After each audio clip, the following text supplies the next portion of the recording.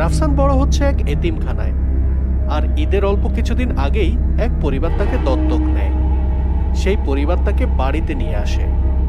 বাড়িতে ঢোকার সময় সে দাঁড়িয়ে যায়, আর তার চোখ যায় বাড়ির পাশের বাগানটার দিকে। ঠিক এই সময় রাফসানের নতুন মা এসে তাকে ডেকে ভেতরে নিয়ে যায়। তার নতুন বাবা মা তাকে অনেক ভালোবাসতো, তবে সবচেয়ে বেশি ভালোবাসতো তার ছোট নতুন চাচা। ওই ঘরে এক অদ্ভুত ব্যাপার ছিল।